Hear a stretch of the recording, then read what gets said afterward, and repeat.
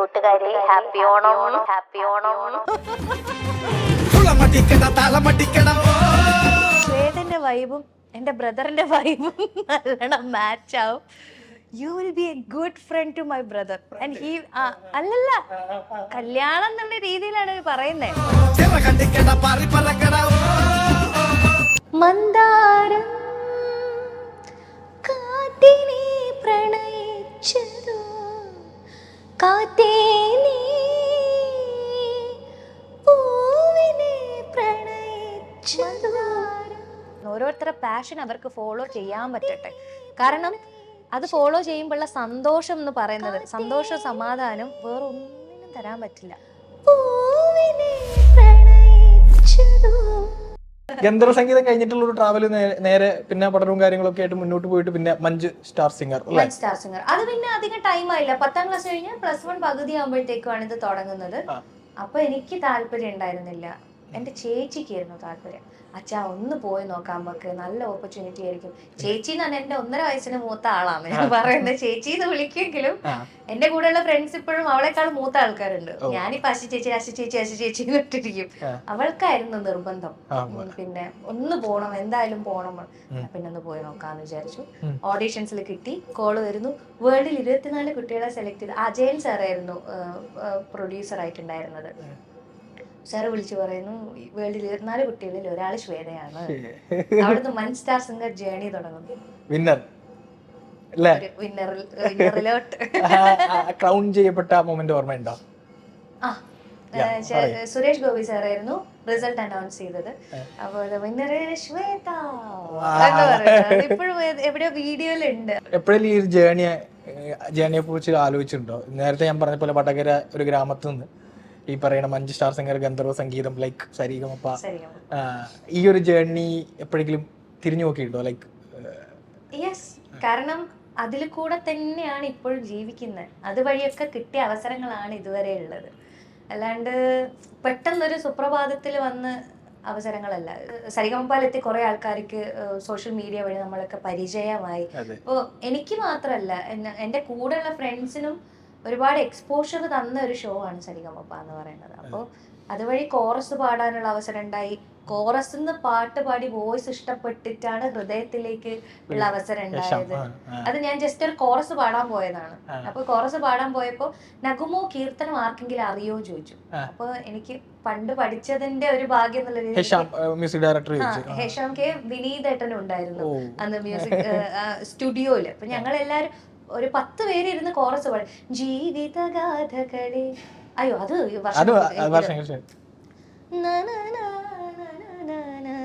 ഒന്നുകേ മനസ്സേ, അതൊക്കെ ഞങ്ങൾ എല്ലാരും കൂടെ ഇരുന്ന് പാടുകയാണ്.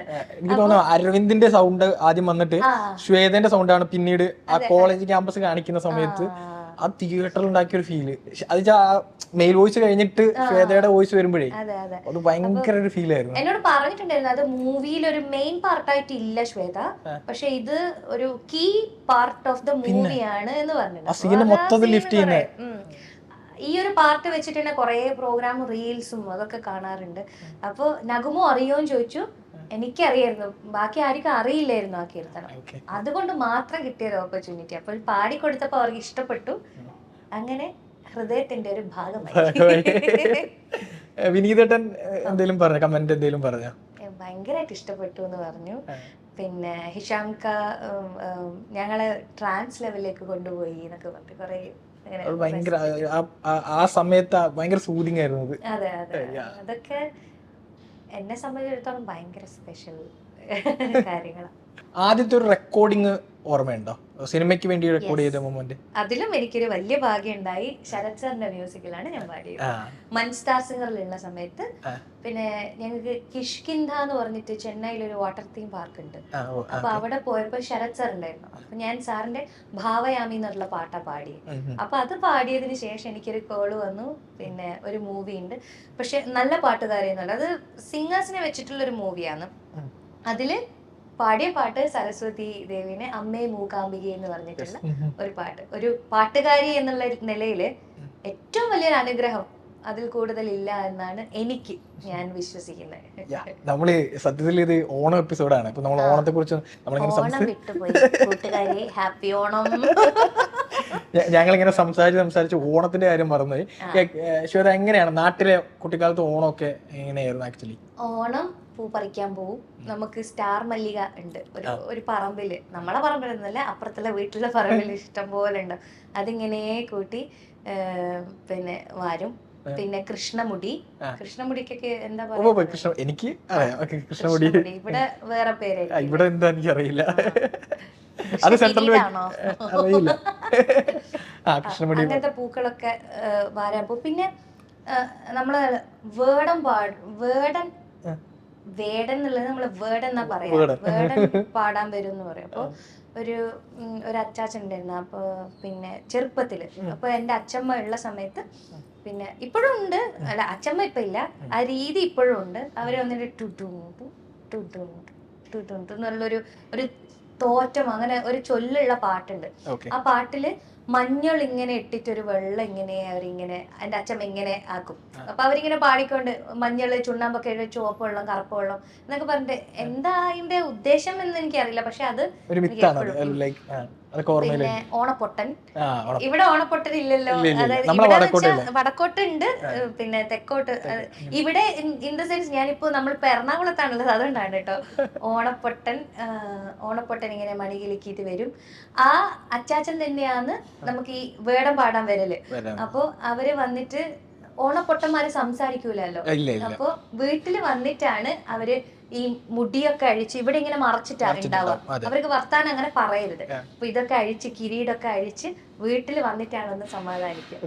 വർത്താനൊക്കെ പറഞ്ഞ് കുറച്ച് വെള്ളമൊക്കെ കുടിച്ച് ചായയൊക്കെ കുടിക്കുക. അപ്പൊ നമ്മള് ഭക്ഷണമൊക്കെ കൊടുക്കും. വർഷങ്ങളായിട്ട് എന്റെ അച്ഛമ്മ ഉള്ളത് വരെ, ആ അച്ചാച്ചൻ ഉള്ളത് വരെയൊക്കെ അങ്ങനെയായിരുന്നു. അതാണ് ഓണത്തിന്റെ ഓർമ്മകള്.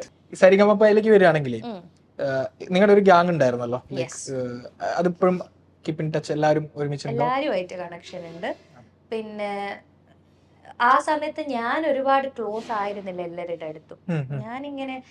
ഞാനൊന്നും വിചാരിച്ചിട്ടല്ല, പക്ഷേ നമ്മൾ അത്രയും ക്ലോസ് ആയിരുന്നില്ല. ഷോ കഴിഞ്ഞിട്ടാണ് ആക്ച്വലി എന്നെ എല്ലാവർക്കും മനസ്സിലായത്. എന്നോട് ഉണ്ടായ അന്ന് മുതൽ ഉണ്ടായെന്നതല്ല, എന്റെ ക്ലോസ് ഫ്രണ്ട്സ്, നമ്മൾ ക്ലോസ് ആയ ആൾക്കാരൊക്കെ പറയും, ശ്വേതേ ഇന്നെ ഞാൻ ആദ്യം കണ്ടപ്പോ ജാടേന്റെ ഒരു കൊട്ടയാന്നാ വിചാരിച്ചേ എന്ന് പറയും.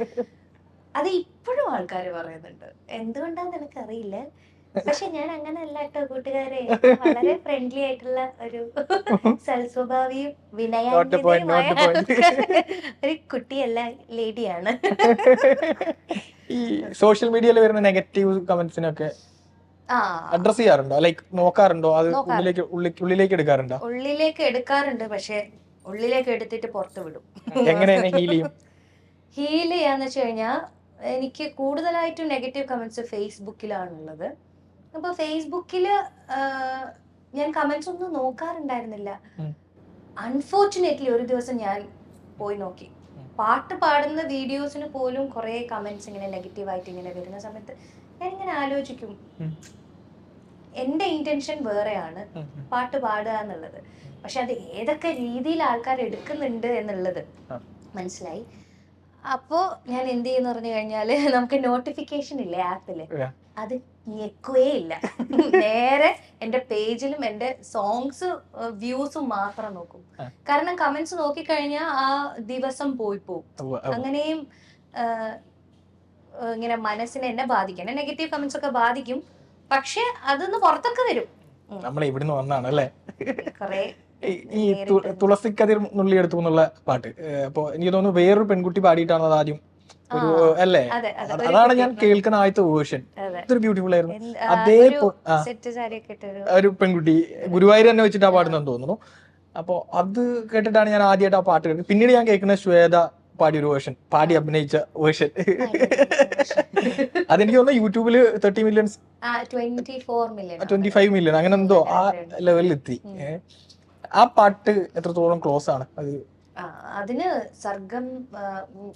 സർഗം ഓഡിയോസിനോട് എനിക്ക് ഭയങ്കരമായിട്ടുള്ള നന്ദിയുണ്ട്. കാരണം മൻസ്റ്റാർ സിംഗിലുള്ള സമയത്ത് ഒരു ഡിവോഷണൽ സോങ് പാടിയതിന്റെ ഓർമ്മയിലാണ് അവരെന്നെ വിളിക്കുന്നത്. ശ്വേത ഈ പാട്ട് ലീല മാധവ് എന്ന് പറഞ്ഞിട്ടുള്ളൊരു പാട്ട്, അതില് ശ്വേത പാടിയിട്ടുണ്ടായിരുന്നു. ഇപ്രാവശ്യം തുളസി കതിർ എന്ന് പറഞ്ഞിട്ടുള്ള ഒരു പാട്ട് മെയിൽ അയച്ചതാ, കോണ്ടാക്ട് നമ്പർ ഇല്ലാഞ്ഞിട്ട്. അപ്പൊ നമ്മള് കോണ്ടാക്ട് നമ്പർ എടുത്ത് കമ്മ്യൂണിക്കേറ്റ് ചെയ്തു, തുളസി കതിരാണെന്ന് പറയുന്നു. പിന്നെ ഇതിന്റെ വീഡിയോ ഉണ്ട് എന്ന് പറഞ്ഞു. അപ്പൊ നോർമലി പോയിട്ട് പാട്ട് റെക്കോർഡ് ചെയ്തു. വീഡിയോസ് ചോറ്റാനിക്കര അങ്ങോട്ടുള്ള ഒരു തറവാടുണ്ട്, അവിടെ പോയിട്ടാണ് എടുത്തത്, ഷൂട്ട് ചെയ്തത്. ആദ്യമായിട്ട് അഭിനയിക്കുന്ന ആദ്യമായിട്ടാണോ? അതെ, ഒഫീഷ്യലി അഭിനയിക്കുന്നത്. പക്ഷെ അഭിനയം ഇഷ്ടാണ് പറയുന്നേ? അല്ല, ഇഷ്ടാണ് ചെറുതായിട്ട്? ഇല്ല, എനിക്ക് ഇഷ്ടമല്ല, അഭിനയിക്കാൻ താല്പര്യക്കുറവുണ്ട്. ഓക്കെ, പാട്ടാണ് നമുക്ക് പാട്ടാണ് ഇഷ്ടം. ഇവർ അഭിനയിക്കണം എന്ന് പറഞ്ഞപ്പോ എനിക്ക് താല്പര്യം ഇല്ലാത്ത വിഷയമായിരുന്നു, പക്ഷെ പാട്ട് പാടിയാ മതി എന്ന് പറഞ്ഞത് കൊണ്ട് ഞാന് പോയിട്ട് ചെയ്തു. ഒന്ന് പാടുവോ തുളസിക്കതിർ? തുളസിക്കതിർ നുള്ളിയെടുത്ത് കണ്ണനൊരു മാലയ്ക്കായി പൊട്ടാത്ത നൂലിൽ കെട്ടി എന്നെന്നും ചാർത്താം ഞാൻ. തുളസിക്കതിർ നുള്ളിയെടുത്ത് കണ്ണാ കണ്ണാ കണ്ണാ കണ്ണാ. എത്ര കുട്ടികൾ ഈ പാട്ട് കേട്ട് ഉറങ്ങുന്നറിയോ? കുറേ പേര് വന്ന് പറയാറുണ്ട്, എന്റെ മോൾ ഈ പാട്ട് കേട്ടിട്ട് ഉറങ്ങലുള്ളത്. ഓക്കെ, ഇനി നമുക്കൊരു സെഗ്മെന്റിലേക്ക് പോയിട്ട് നല്ല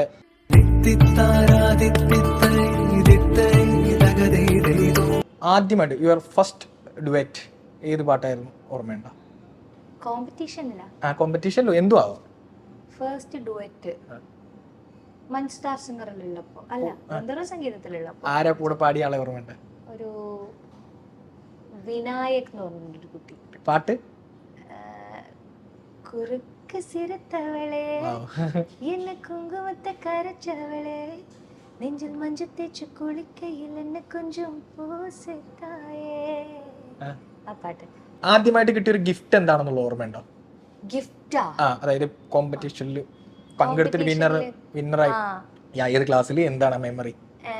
UP സ്കൂളിൽ പഠിക്കുമ്പോ എനിക്ക് കുറെ വിഷയങ്ങളിൽ ഒന്നിച്ചിട്ട് ഫസ്റ്റ് പ്രൈസ് കിട്ടിയിട്ട് ആദ്യമായിട്ട് നമ്മുടെ ഇങ്ങനത്തെ ട്രോഫി ഇല്ലേ, ഏറ്റവും ആദ്യമായിട്ട് ഒരു വലിയ ട്രോഫി. അല്ലാണ്ട് ഇത് ഇത്തിരിയുള്ള ട്രോഫീസ് ആയിരുന്നു കിട്ടി. ഒരു വലുത് ട്രോഫി ഇപ്പൊ കയ്യിലുണ്ടോ? അത് വീട്ടിലുണ്ട്. ഈ ഐറ്റംസിനൊക്കെ കൊറേ ട്രോഫി ഉണ്ടാവും. അപ്പൊ ഒരു വലിയൊരു സഞ്ചിയിൽ വെച്ചിട്ടാണ് വീട്ടിൽ കൊണ്ടുപോകും. അത് നിറയെ ട്രോഫി ഉണ്ടാവും. അതൊക്കെ എടുത്ത് വീട്ടില് ഇങ്ങനെ ഭദ്രമായിട്ട് വെച്ചിട്ടുണ്ട്. ആദ്യമായിട്ട് കണ്ടിട്ടുള്ള ഒരു മ്യൂസിക്കിലെ ഒരു സ്റ്റാർ ആരാണ്? Anuradha Sriram, Srinivas sir, Kavalam Sreekumar sir, Sreevalsan J Menon sir. ഇവരെ 4 പേരാണ് മ്യൂസിക്കിലുള്ള വലിയ ആൾക്കാരായിട്ട്. ഈ മ്യൂസിക്കൽ ഫീൽഡിൽ നിന്ന് കിട്ടിയിട്ടുള്ള ഒരു അപ്രീസിയേഷൻ ഇപ്പൊ നേരെ ശ്രീനിവാസ് സാറിന്റെ പറഞ്ഞു, പക്ഷെ മൈൻഡിൽ കീപ്പ് ചെയ്യുന്ന ഒരു പാട്ട് പാടി കഴിഞ്ഞിട്ടൊക്കെ കിട്ടിയിട്ടുള്ള പ്രഷ്യസ് വേർഡ് ഉണ്ടാവുമല്ലോ. അത് മൈൻഡില് കീപ്പ് ചെയ്യാൻ കുറെ ഉള്ളതുകൊണ്ട് ഞാൻ എന്ത് ചെയ്തെന്നോ, എൻ്റെ ഒരു ഫ്രണ്ട് എനിക്കൊരു ഗിഫ്റ്റ് തന്നു. എന്താ വെച്ച് കഴിഞ്ഞാൽ സരിഗമപാല് കുറെ 100 മാർക്സ് കിട്ടിയ പെർഫോമൻസസിന്റെ മെയിൻ ആയിട്ടുള്ള കമന്റ്സ്, അതെല്ലാം ഒരു വലിയൊരു ആൽബത്തിൽ ആ പാട്ടിന്റെ ഫോട്ടോയും ചാൻസർ, സുജാത മാം, ഗോപി സർ പറഞ്ഞ ഓരോ കാര്യങ്ങള് ടിൽ ദ ഫിനാലെ അതുവരെയുള്ള കാര്യങ്ങൾ ഒരു ബുക്കിലാക്കിയിട്ട് എനിക്ക് തന്നു. സോ ഓരോ കമന്റ്സും അത് ആ ഒരു ആൽബത്തിലുണ്ട്. അപ്പൊ അങ്ങനെ ഓർമ്മിക്കാൻ പറ്റും. അതുപോലെ ഈ ഒരു ക്രൗഡിൽ പോകുമ്പോൾ അല്ലെങ്കിൽ കുറച്ച് ആളുകളുടെ ഇടയിൽ പോകുമ്പോൾ ആളുകൾ റെക്കഗ്നൈസ് ചെയ്യുന്ന മൊമെന്റ്സ് ഉണ്ടാവും. അങ്ങനെ മനസ്സിൽ തങ്ങി നിൽക്കുന്ന ഏതെങ്കിലും ഒരു ഫാനോ ഒരു മൊമെന്റോ ഒക്കെ ഉണ്ടോ? അതായത് ഇല്ല, എല്ലാരും വന്ന് ഫോട്ടോ എടുക്കും, സംസാരിക്കും, അങ്ങനെ നോർമലി സംഭവിക്കാറില്ല. ഈ ഇൻസ്റ്റഗ്രാം DM മെസ്സേജ് ഒക്കെ, പ്രൊപ്പോസൽസ് അങ്ങനെയൊക്കെ. ഇപ്പൊ അടുത്ത് ഞാൻ കണ്ടു ഒരാള്, ശ്വേത മാരേജ് പ്രപ്പോസൽ നോക്കുന്നുണ്ടോ? എന്ത് മറുപടി കൊടുത്തു? ഇൻട്രസ്റ്റ് ഞാനൊന്നും നോക്കിയൊന്നുമില്ല, ഞാനത് അങ്ങനെ വിട്ടു. പിന്നെ വേറൊരു ലേഡി എനിക്ക് മെസ്സേജ് അയച്ചു, പിന്നെ ശ്വേത ഞാനൊരു കാര്യം പറയാനാ വിചാരിച്ചു, എന്റെ ബ്രദർ ഭയങ്കര നല്ല ഒരാളാണ്, പിന്നെ ശ്വേതന്റെ വൈബും എന്റെ ബ്രദറിന്റെ വൈബും നല്ലോണം മാച്ച് ആവും. You will be a good friend to my brother. അല്ലല്ല, കല്യാണം എന്നുള്ള രീതിയിലാണ് പറയുന്നത്. അപ്പോ പിന്നെ എൻ്റെ ബ്രദറിന് അങ്ങനെ വന്ന് കല്യാണമായ കൊള്ളാമെന്നുണ്ട് എന്നൊക്കെ പറഞ്ഞിട്ട് മെസ്സേജ്.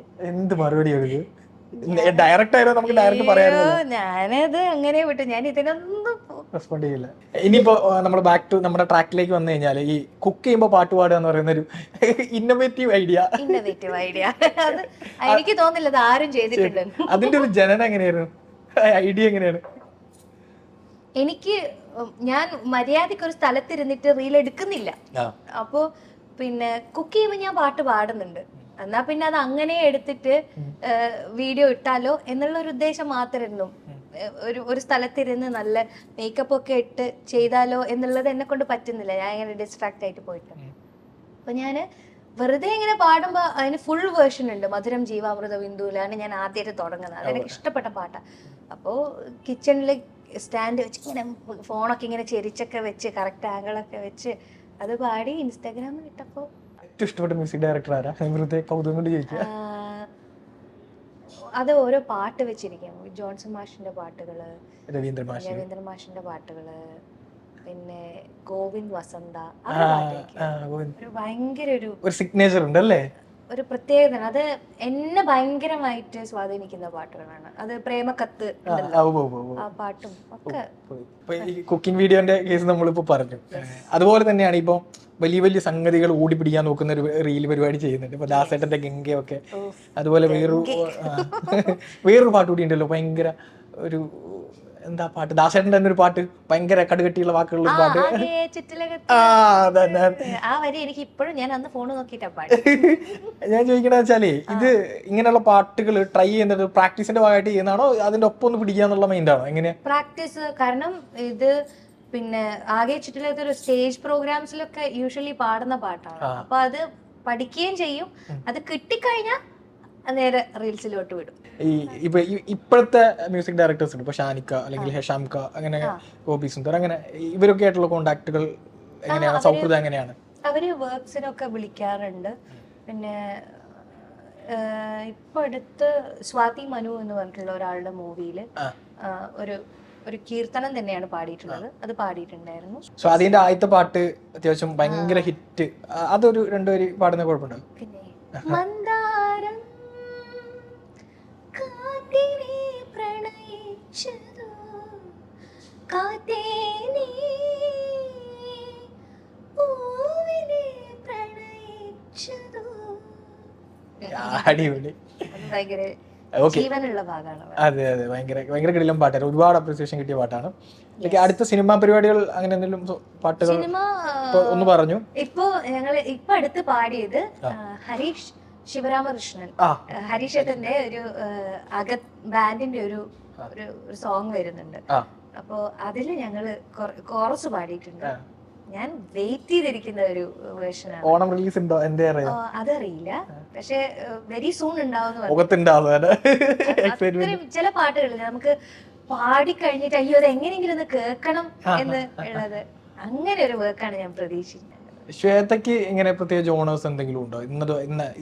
ഈ ടൈപ്പ് പാട്ടുകളാണ് എനിക്ക് കേൾക്കാനും പാടാനും കൂടുതൽ ഇഷ്ടം, അങ്ങനെ എന്തെങ്കിലും ഉണ്ടോ? എനിക്ക് പാടാൻ കംഫർട്ടബിൾ ആയിട്ടുള്ളത് ക്ലാസിക്കൽ, സെമി ക്ലാസിക്കൽ, അതാണ് എനിക്ക് കംഫർട്ടബിൾ. മെലഡി എൻ്റെ ലീസ്റ്റ് ചോയ്സിൽ പെടുന്നതാണ്. പിന്നെ കാരണം എനിക്ക് മെലഡി ഹാൻഡിൽ ചെയ്ത് അത്ര ശീലമില്ല. പക്ഷെ ഞാൻ പാടാറുണ്ട്, മെലഡിയും പാടും. പക്ഷെ പെട്ടെന്നൊന്ന് പാടണം എന്ന് പറയുമ്പോൾ ഒട്ടും നമ്മൾ ചിന്തിക്കാണ്ട് പാടാൻ പറ്റുന്നത് ക്ലാസിക്കൽ കീർത്തനമായിരിക്കും. ഈ സ്റ്റാർ സിംഗറിന്റെ മെന്ററാന്ന് പറഞ്ഞു, അതിലേക്ക് എങ്ങനെയാ എത്തിപ്പെടുന്നത്? ജഗു സർ ആണ് വിളിച്ചത്. പിന്നെ ഞങ്ങള് പ്രോഗ്രാംസ് ഒന്നും ഇല്ലാണ്ട് ഇങ്ങനെ ഇരിക്കുകയായിരുന്നു. അപ്പൊ പ്രോഗ്രാംസ് ഉണ്ട്, അതായത് ഫുള്ള് ഡെയിലി അങ്ങനെ തിരക്കൊന്നുമില്ല. അങ്ങനെ സാറ് വിളിച്ചു പറയുന്നു, ശ്വേത സ്റ്റാർ സിംഗറിന്റെ ഓഡീഷൻസ് ഉണ്ട്, അപ്പൊ അതിന് വരണം, കുട്ടികളെ സെലക്ട് ചെയ്യാനുണ്ട് എന്നൊക്കെ പറഞ്ഞിട്ട് അവിടെ മുതൽ തുടങ്ങിയതാണ്. ലൈഫിൽ ഒരു ടേണിംഗ് പോയിന്റ് എന്തായിരിക്കും ശ്വേത? ടേണിംഗ് പോയിന്റ്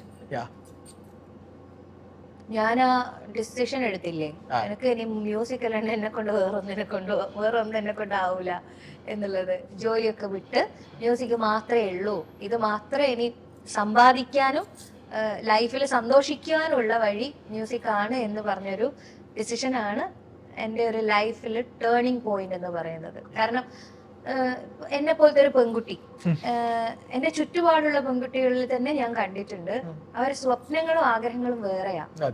പക്ഷെ സാഹചര്യങ്ങൾ ആയതുകൊണ്ട് 9 to 5 ജോബ് എടുത്തിട്ടും പിന്നെ ഫാമിലിയിൽ തന്നെ ഇരുന്നിട്ടൊക്കെ ആയിപ്പോ ഒരുപാട് ഫ്രണ്ട്സ് എനിക്കുണ്ട്. അപ്പോ അവരെ സംബന്ധിച്ചിടത്തോളം എനിക്കുണ്ടായ ഒരു ഇതെന്ന് പറഞ്ഞു കഴിഞ്ഞാൽ, ഡിസിഷൻ ഞാൻ ഒരാളെയും കേൾക്കാണ്ട് ഞാൻ ഇങ്ങനെ ഒരു ഡിസിഷൻ എടുത്തു എന്നുള്ളതാണ്. പല പെൺകുട്ടികൾക്കും അത് പറ്റുന്നില്ല, അവർക്ക് അതിനുള്ള ധൈര്യമില്ല. ഞാൻ മാത്രം വിചാരിച്ചിട്ടാണ് അങ്ങനെ ഒരു ഡിസിഷൻ എടുത്തത്. കാരണം ഒരു ജോലി ഉപേക്ഷിക്കുക എന്ന് പറയുമ്പോൾ നമുക്കുള്ള ഒരു വരുമാനമാണ് ഇല്ലാണ്ടാവുന്നത്. അപ്പോ അത് ആരെങ്കിലും വേണ്ടെന്ന് പറയുമോ? അപ്പൊ ഫാമിലി അങ്ങനെ ജോലി ഉപേക്ഷിക്കണോ എന്നൊക്കെ ചോദിച്ചു. പക്ഷെ വേണം, എനിക്ക് വേണ്ട, ജോലി വേണ്ട, ഞാൻ മ്യൂസിക്കിൽ മാത്രമേ പോകുന്നുള്ളൂ എന്നുള്ള ഒരു ഡിസിഷൻ ഞാൻ എടുത്തത് കൊണ്ട് ഇന്ന് ഞാൻ ഇവിടെ ഉണ്ടാവും. അപ്പോൾ എല്ലാവർക്കും അങ്ങനത്തെ ഡിസിഷൻ എടുക്കാനുള്ള ഒരു മൈൻഡ് ഉണ്ടാവട്ടെ, സാഹചര്യം ചിന്തിക്കാണ്ട് അവരെ സന്തോഷം ഫോളോ ചെയ്യാൻ വേണ്ടിയിട്ട്. പക്ഷെ പക്ഷെ നീ അങ്ങനെ എടുക്ക്, ഒന്നും ചിന്തിക്കല്ലേ, ഇന്ന് ഡിസിഷൻ എടുക്ക് എന്ന് പറഞ്ഞു കഴിഞ്ഞാൽ അവർക്ക് അതിനുള്ള ധൈര്യം ഇല്ല. എന്ത് വിചാരിക്കും, അല്ലെങ്കിൽ ഫാമിലി ഇല്ലേ, അതൊക്കെ മറ്റു ഫിനാൻഷ്യൽ പ്രശ്നങ്ങളൊക്കെ ആയിരിക്കാം ചിലപ്പോ അല്ലെ. EMI നേരത്തെ പറഞ്ഞ പോലെ EMIs ഉണ്ടാവും, എനിക്കുണ്ട്. ഇവിടെ റെന്റ് അടക്കുന്ന സമയത്ത് റെന്റിന്റെ പൈസ കിട്ടുന്നത് വരെ സമാധാനം ഇല്ല. എങ്ങനെയെങ്കിലും റെന്റ് സെറ്റ് ആയി കഴിഞ്ഞാൽ ബാക്കി നമുക്ക് പറ്റും. അതെ, എല്ലാരും ഇങ്ങനെ തന്നെയാണ് കേട്ടോ. നിങ്ങൾ വിചാരിക്കുന്ന പോലെ ലക്ഷക്കണക്കിന് പൈസയൊന്നും കിട്ടുന്നൊന്നുമില്ല. ഉള്ള പൈസ വെച്ച് ഇങ്ങനെ സന്തോഷിച്ചോണ്ട് പോകുന്നതേ ഉള്ളൂ. ഈ പാഷൻ മുറുകെ പിടിച്ച് ജോലി ചെയ്യുന്ന ആളുകൾക്ക് ശ്വേതയുടെ വാക്കുകൾ ഒരു ഇൻസ്പിറേഷൻ ആവട്ടെ അല്ലേ. അവരങ്ങനെ ആവാൻ പറ്റട്ടെ എന്ന് ഞാൻ വിചാരിക്കുന്നു. ഓരോരുത്തരുടെ പാഷൻ അവർക്ക് ഫോളോ ചെയ്യാൻ പറ്റട്ടെ. കാരണം അത് ഫോളോ ചെയ്യുമ്പോഴുള്ള സന്തോഷം എന്ന് പറയുന്നത്, സന്തോഷ സമാധാനം വേറൊന്നിനും തരാൻ പറ്റില്ല. സ്റ്റാർ സിംഗർ നോക്കുകയാണെങ്കിൽ ചിത്ര ചേച്ചി അല്ലെങ്കിൽ ജഡ്ജസ് ആയിട്ടുള്ള നമ്മുടെ മ്യൂസിക്കൽ ലെജൻസ് കുറച്ച് പേരുണ്ട്. ഇവരുമായിട്ടുള്ള ഒരു വ്യക്തിബന്ധവും പരിപാടികളൊക്കെ എങ്ങനെ? ചിത്ര ചേച്ചി നമ്മള് വാനമ്പാടി നമ്മളെ തൊട്ടടുത്ത് എന്ന് പറഞ്ഞിട്ടുള്ള ഒരു എക്സ്പീരിയൻസ് ഉണ്ടല്ലോ, അത് ഭയങ്കര ഡ്രീം കം ട്രൂ മൊമെന്റ് ആണ്. കാരണം പിന്നെ ഞാൻ കേട്ട് പഠിക്കുന്ന പാട്ടുകളൊക്കെ ചിത്ര ചേച്ചിയുടെയും സുജാത മാമിന്റെയും ഒക്കെയാണ്. അപ്പോൾ ജീവിതത്തിൽ ഇവരൊക്കെ നേരിട്ട് കാണാനും പിന്നെ അവരുടെ കീഴിലാണ് ഞാൻ വർക്ക് ചെയ്യുന്നത്. എന്ന് വെച്ച് കഴിഞ്ഞാൽ ടീച്ചർ എന്നുള്ള രീതിയിൽ ഒരു പൊസിഷനിലാണ് ഇപ്പൊ സ്റ്റാർ സിംഗറിൽ ഉള്ളത്. അപ്പോ ആ ഒരു അങ്ങനെ ഒരു റെസ്പോൺസ്, ഒരു കണ്ടസ്റ്റന്റ് എന്നുള്ളത് മാറി ഒരു ടീച്ചർ എന്നുള്ള ആ ഒരു പൊസിഷനിലേക്കാണ് ഞാൻ ഇപ്പൊ ഞാൻ ഉള്ളത്. ഇവോൾവ് ചെയ്ത് അവിടെ എത്തിയത്. ആ ഒരു ജേർണിയില് ഇവരുടെ കൂടെയൊക്കെ വർക്ക് ചെയ്യാൻ പറ്റിയത്, പിന്നെ വിധുചേട്ടൻ, സിത്തു ചേച്ചി, ചിത്ര ചേച്ചി, ആ ഒരു പാനൽ, ഞങ്ങളെ മൊത്തം സെറ്റ് എന്ന് പറയുന്നത് സൂപ്പറാണ്. കാരണം അവിടെ ഷൂട്ടിന് വന്ന ആൾക്കാർക്ക് തന്നെ മനസ്സിലാവും അതൊരു ഫാമിലിയാണ്. നേരം പോകുന്നത് മനസ്സിലാവില്ല. അങ്ങനെ ഞങ്ങൾ തമ്മിൽ ഒരു പ്രത്യേക ബോണ്ട് ഉണ്ട്.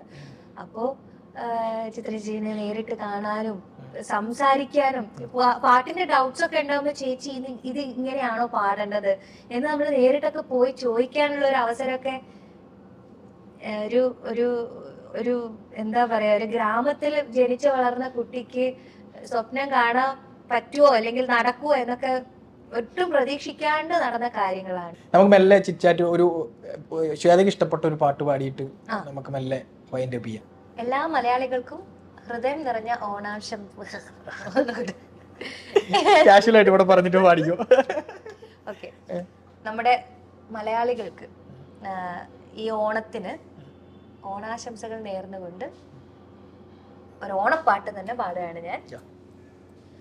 പറനിറയെ പൊന്നളക്കും പൗർണമിരാവായി, പടിഞ്ഞാറേ പൂപ്പാടം അഴകിൻ പാൽക്കടലായി, നുരയിടുമലയിൽ നമുക്ക് തുഴയാനമ്പിളി തോണി, തുഴഞ്ഞു ചെന്നാൽ കുളിച്ചു തുഴുവാൻ മുല്ലപ്പൂങ്കാവ്, പൂവേ പൊലി പൂവേ പൊലി പൂവേ പൂവേ പൂവേ പൊലി പൂവേ പൊലി പൂവേ പൂവേ.